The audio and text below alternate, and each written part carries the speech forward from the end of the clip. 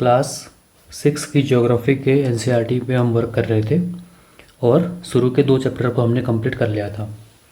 आज का जो चैप्टर है ये कॉम्पैरेटिवली इजी साइड का ही चैप्टर है।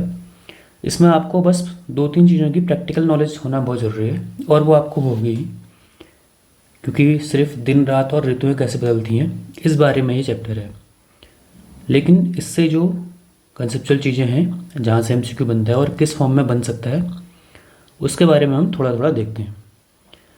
तो चैप्टर का नाम है पृथ्वी की गतियाँ या मोशन ऑफ अर्थ। देखिए 2 तरह की पृथ्वी की गतियाँ होती हैं, जिसमें से एक है हमारी घूर्णन गति या जिसको हम बोलते हैं रोटेशन, और जो दूसरी गति है उसको हम बोलते हैं रिवोल्यूशन या परिक्रमा करना। तो ये दोनों गतियाँ इस चैप्टर में दी गई हैं और सबसे पहली जो गति हम पढ़ने वाले हैं वो है पृथ्वी का अपने अक्ष पर घूमना, जिसको हम बोलते हैं घूर्णन, रोटेशन।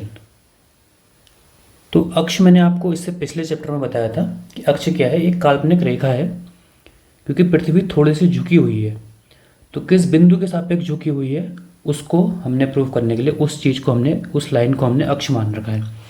और इस जो अक्ष की कितना डिग्री झुकी हुई है वो 66.5 डिग्री, 66.5 डिग्री, ये अपने अक्ष पे झुकी हुई है। मैंने आपको कल बताया था कि अगर मैं इसको एक पृथ्वी मान लूँ,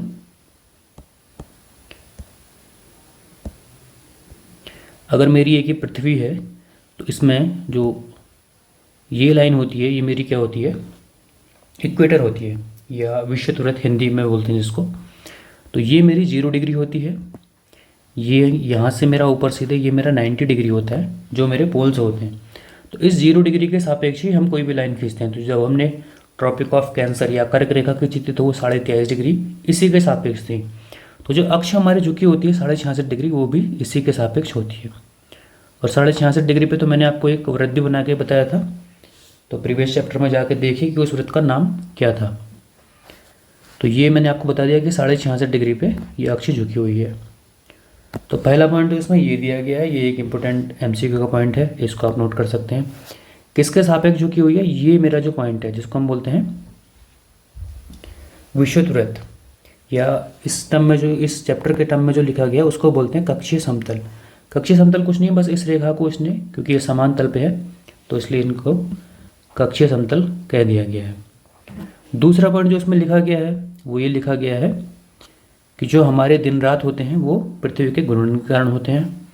ये पॉइंट मैं थोड़ा सा एक्सप्लेन कर देता हूँ इसको। और एक जो मेरा टर्म यहाँ पे आया है वो है प्रदीप्त वृत्त या फिर एक ऐसा ल्यूमिनस सर्कल। देखिए अगर मैं मान लूँ कि ये पृथ्वी है या ये एक गोला है और यहाँ पे मैं इसको एक सूर्य मान लूँ, अगर मेरा इसको मैं थोड़ा छोटा कर लेता हूँ तो चीज़ें इजीली और समझ में आ जाएंगी। माना ये मेरी पृथ्वी है और यहाँ पे मेरा सूर्य है, तो जो भी सूर्य से प्रकाश आएगा वो इसके 50% भाग पे कुछ इस तरह से पड़ेगा अगर ये गोला होगा तो ये चीज़ तो फिक्स है। लेकिन क्योंकि पृथ्वी अपने अक्ष पे झुकी हुई है कुछ इस तरह से, तो मैं ये मानता हूँ कि पृथ्वी का हाफ कुछ ऐसा होगा।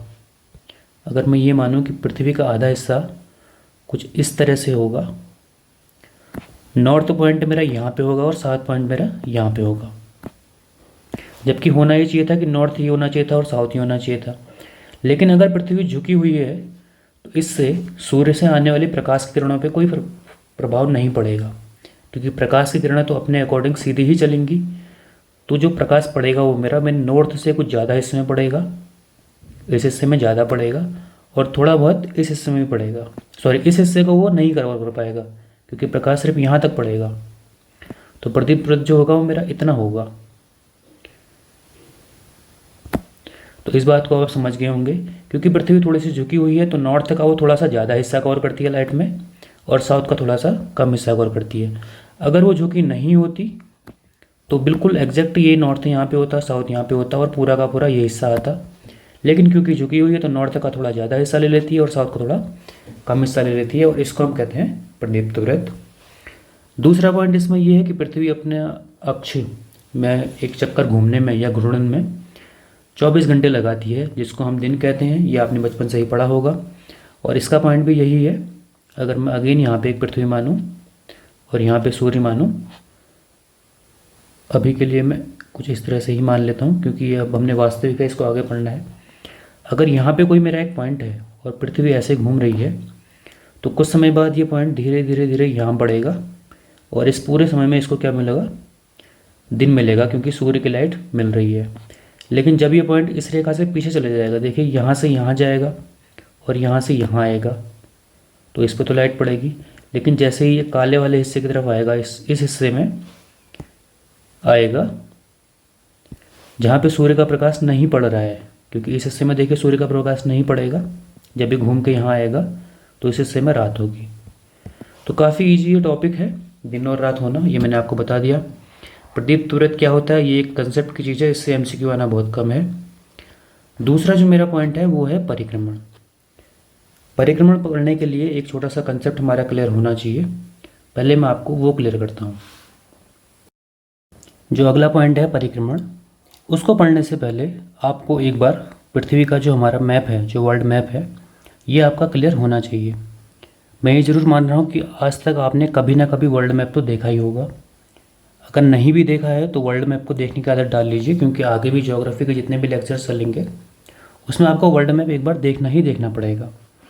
देखिए ये मेरी 0 डिग्री की लाइन है जो मैंने आपको कल बताया था। ये मेरी ट्रॉपिक ऑफ कैंसर है, तो ये कितनी होगी, 23.5 डिग्री होगी, और कहाँ होगी, नॉर्थ की तरफ होगी। और ये मेरी ट्रॉपिक ऑफ कैप्रिकॉर्न है, तो ये भी 23.5 डिग्री या 23.5 होगी, बट ये कहाँ होगी, साउथ की तरफ होगी। इसी तरह मैंने बताया था कि 66.5 कहीं यहाँ पे होगी, और ये मेरा 90 डिग्री होगा, और ये चीज़ें हैं। तो अभी आपको समझने वाली बात ये है कि जो हमारा वर्ल्ड है वो इस तरह से कुछ रेखाओं के बीच में फंसा हुआ है, या हमने जो रेखाएं वो कुछ इस तरह से डाली हुई हैं। तो अभी आप देखिए जो हमारा भारत है वो यहाँ पे लोकेटेड है, और यहाँ से क्या गुजर रही है, ट्रॉपिक ऑफ कैंसर गुजर रही है। देखिए ये भारत है मेरा, ये वाला हिस्सा जो है यहाँ पे कुछ इस तरह से बनेगा ये, और यहाँ से कौन सी लाइन गुजर रही है, ट्रॉपिक ऑफ कैंसर। तो अभी के लिए सबसे पहली बात आप ये समझिए कि जो मैंने रेखाएं बताई थी वो किस तरह से हैं, जो हमने कल बताई थी, ये अक्षांश हैं। दूसरा देखिए ये जो रेखाएं हैं इनसे कौन से देश गुजरते हैं, इनसे कौन से हमारे कॉन्टिनेंट्स गुजरते हैं, ये सब भी आगे टॉपिक्स में आएंगे। बट अभी बहुत ज़्यादा चीज़ें एक साथ मिक्स होने को ना हो जाएं, क्योंकि तीनों रेखाओं को हमने अलग से पढ़ना पड़ेगा, कौन से देशों से गुजरती हैं, कौन से कॉन्टिनेंट से गुजरती हैं, तो उसका एक वीडियो मैं अलग से प्रोवाइड कर दूँगा। अभी हमने क्या समझना है, परिक्रमण समझना है। तो अभी आप ये देखिए कि ये रेखाएं जो हैं वो कुछ इस तरह से होती हैं। दूसरी बात, अब मैं इसको थोड़ा सा छोटा करके आपको बताता हूँ। ये अगर आपकी समझ में आ गया है तो एक चीज़ आप और समझिए कि जो सूर्य की लोकेशन है वो लगभग यहाँ पे होती है। ये मैंने आपको बताया था, कल का लेक्चर आपको थोड़ा यहाँ से रिवाइज कर हो जाएंगे कि ये वाला जो एरिया होता है इसको हम क्या कहते हैं, इसको हम बोलते हैं, तो इस जोन को हम बोलते हैं टॉरिड जोन या फिर उष्ण कटिबंध, क्योंकि यहाँ पे सूर्य का प्रकाश हमेशा पड़ता है, या सबसे ज़्यादा जो प्रकाश होता है वो सूर्य का वो इस एरिया में पड़ता है। तो इतना मैंने कल आपको बताया था। अब लेकिन क्योंकि पृथ्वी झुकी हुई है थोड़ा सा इस तरफ, कुछ इस तरह से, और ये इसके चारों ओर घूम रही है, और कुछ इस तरह का एक दीर्घवृत्ताकार पथ ये लेती है, तो इस पथ के कारण जो ये रेखा है, जो ये हमारा प्रकाश है सूर्य का, वो हमेशा सिर्फ इस स्थिति में नहीं पड़ता है। कभी ये थोड़ा सा ऊपर की ओर शिफ्ट होता है और कभी ये थोड़ा सा नीचे की ओर शिफ्ट होता है। तो यही ऊपर और नीचे जो शिफ्ट होता है उसी को परिक्रमण होने के कारण उसी को हमने आगे पढ़ना है। तो आशा करता हूँ अगर आपकी ये चीज़ क्लियर हो गई होगी कि जो सूर्य का प्रकाश है वो इस एरिया पे सबसे ज़्यादा पड़ता है। दूसरी बात, ये हमेशा फिक्स नहीं रहता है क्योंकि पृथ्वी इसके चारों ओर घूमती है परिक्रमण के कारण। तो ये जो प्रकाश है ये कभी ऊपर की तरफ शिफ्ट होता है और कभी नीचे की तरफ शिफ्ट होता है। तो उससे क्या होगा, जो गर्मी है या जो अन्य प्रभाव है वो भी इसी तरह शिफ्ट होते रहेंगे। तो हमने परिक्रमण में यही चीज़ें पढ़नी है। तो चलिए अब हम आते हैं लेक्चर्स की ओर। इससे पहले वाले डायग्राम को अगर आप समझ गए हैं तो अब हम परिक्रमण की ओर आते हैं। देखिए जैसे मैंने बताया था कि घूर्णन की वजह से या रोटेशन की वजह से दिन और रात होते हैं, परिक्रमण की वजह से हमारा ऋतु परिवर्तन होता है।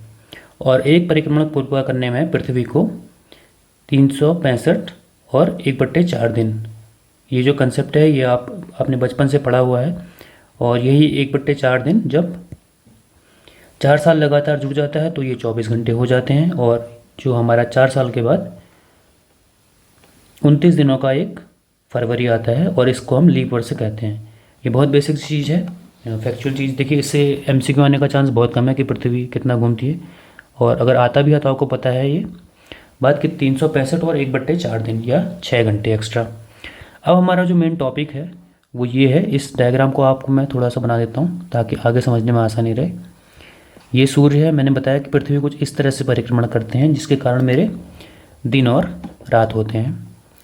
तो यहाँ पे जो है पृथ्वी की 4 लोकेशन आपको बताई गई हैं। ये इसलिए है ताकि पढ़ने में आगे आसानी रहे। नॉर्थ पोल और साउथ पोल तो हमेशा फिक्स रहेगा, ऊपर की तरफ वाला नॉर्थ रहेगा, नीचे की ओर वाला साउथ रहेगा, तो मैं सिर्फ यहाँ पे लिख देता हूँ। दूसरा 4 कंडीशन है, तो इन्होंने उत्तर अयनात इसको लिया है, या 21 जून वाला समय मैं यहाँ ले लूँ।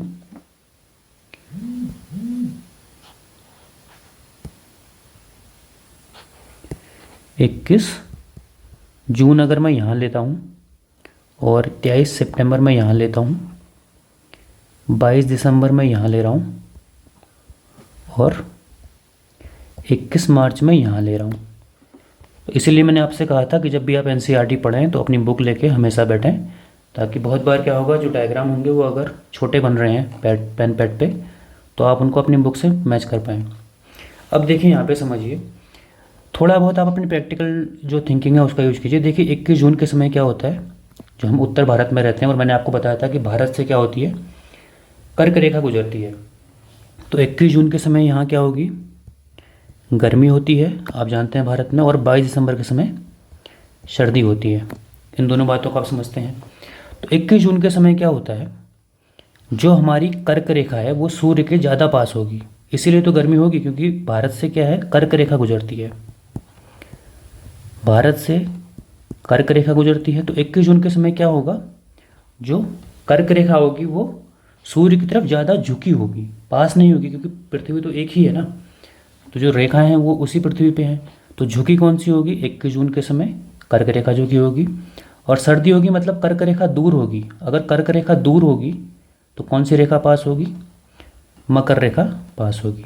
तो 22 दिसंबर के समय मकर रेखा पर सूर्य का प्रभाव पड़ेगा, और मकर पर प्रभाव ये सूर्य का, इसको आप अपने नोट पे लिख सकते हैं। और 21 जून के समय कर्क पर सूर्य का प्रभाव पड़ेगा। तो ये 2 चीज़ें आपकी क्लियर हो गई। इसके बाद उत्तरायणात इसी टाइम को कहते हैं जब 21 जून होता है, और दक्षिणायनात तब कहते हैं जब हमारा 22 दिसंबर होता है।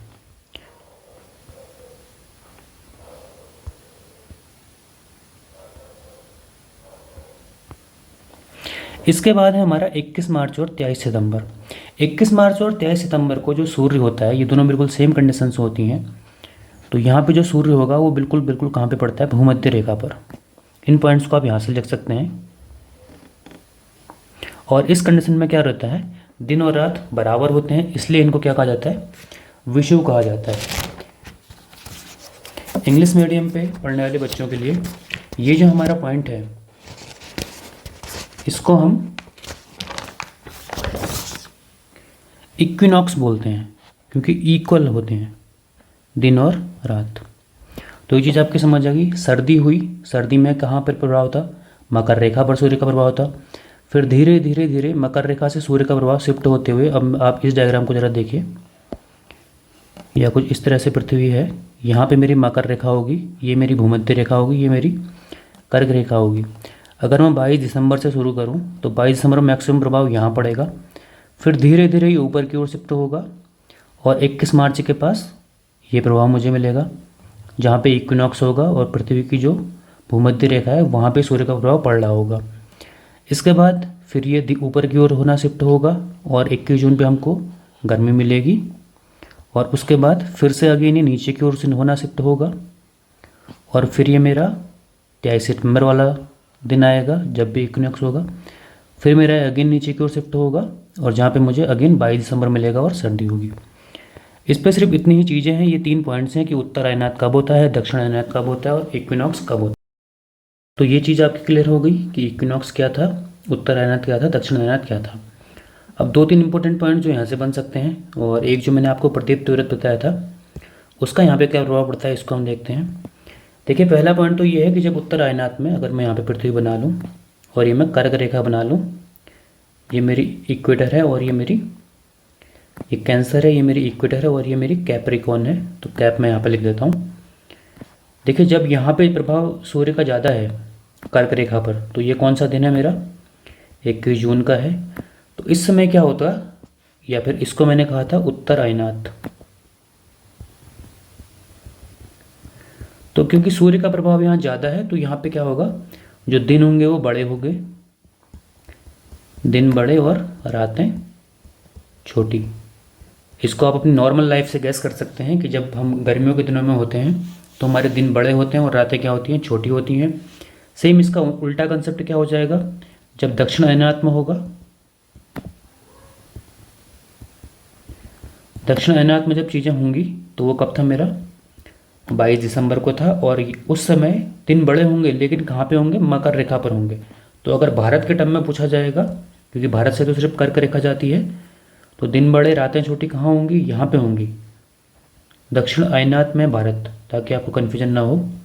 और यही कुछ पॉइंट्स होते हैं जो अगर कंसेप्ट क्लियर नहीं हो तो फिर गलत हो जाते हैं। दिन छोटे, लेकिन दिन छोटे कहाँ, भारत पे, क्योंकि भारत से क्या जाती है, कर्क रेखा जाती है। दिन बड़े होंगे लेकिन वो कहाँ होंगे, मकर रेखा पर होंगे। और रातें बड़ी, जो कि आपको सर्दियों के दिनों में देखने को मिलती हैं, क्योंकि दक्षिण आयनात में सूर्य यहाँ पे होगा और कर्क रेखा दूर होगी। तो कर्क रेखा में क्या होगा, दिन छोटे होंगे, रातें बड़ी होंगी, कहाँ पे, भारत पे, दक्षिण आयनात में भारत। देखिए ये कंसेप्ट मैं आपको 2-3 बार बता रहा हूँ ताकि अगर क्वेश्चन आ गया तो गलती ना हो जाए। ये दक्षिण आयनात में मैं भारत का बता रहा हूँ। दक्षिण आयनात में भारत में दिन होंगे छोटे और रातें होंगी बड़ी। और दक्षिण आयनात में दक्षिण के देशों में या फिर मकर रेखा वाले देशों में क्या होगा, वही होगा, दिन बड़े होंगे और रातें क्या होंगी, छोटी होंगी। पहला चीज़ तो ये है। दूसरा मैंने आपको बताया था कि अभी प्रदीप्त व्रत क्या होता है, क्योंकि अगर ये पृथ्वी बिल्कुल सीधी होती तो उत्तर जो मेरा ध्रुव है वो यहाँ पे होता और दक्षिण ध्रुव मेरा यहाँ पे होता और लाइट भी कुछ इसी तरह से पड़ती। लेकिन क्योंकि पृथ्वी झुकी हुई है तो उत्तर ध्रुव मेरा यहाँ पे पड़ता है और दक्षिण ध्रुव मेरा यहाँ पे पड़ता है। और लाइट जो होती है वो लाइट तो मेरी अपने ही हिसाब से पड़ेगी, तो इस पूरे एरिया पे लाइट मेरी पड़ती है। ये मैं आपको इस तरह से बता देता हूँ कि लाइट जो है मेरी वो, एक मिनट,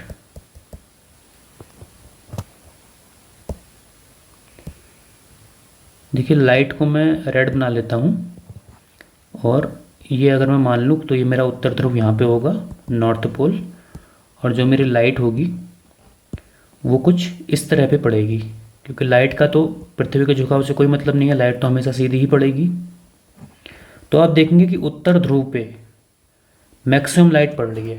तो एक पॉइंट यहाँ पे ये लिखा हुआ है कि सूर्य का झुकाव जब ऊपर की तरफ होगा तो उत्तरी ध्रुव पर लगभग 6 महीने तक लगातार दिन रहेगा। और इसका कंसेप्ट क्या है, देखिए पृथ्वी इस तरह से घूमती रहेगी और कर्क रेखा पर मेरी लाइट पड़ रही होगी, तो क्या होगा, यहाँ देखिए पूरा का पूरा हर समय ही उजाला रहेगा ना, पृथ्वी कितना भी घूम ले उससे तो कोई फ़र्क नहीं पड़ेगा। और जब ये नीचे की तरफ आएगा तब यहाँ पे थोड़ा सा प्रकाश कम होगा।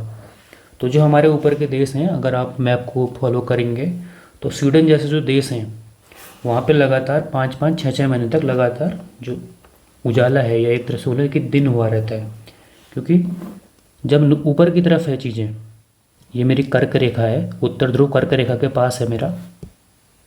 इस कंसेप्ट को भी समझ जाइए क्योंकि यहाँ से भी क्वेश्चन आ सकता है कि ये किस समय होता है। तो ये कर्क रेखा में जब सूर्य का प्रभाव होता है उस समय होता है। अगर ये मेरा सूर्य है, यहाँ मेरी लाइट पड़ रही है, तो इस वाले पोर्शन में हमेशा ज़्यादा ऊर्जा या ज़्यादा मेरे को प्रकाश मिलेगा।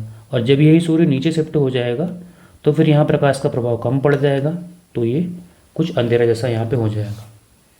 ये मैंने आपको 2-2, 3-3 बार इसलिए रिपीट किया है क्योंकि कंसेप्ट बिल्कुल इसमें एक ही लगता है।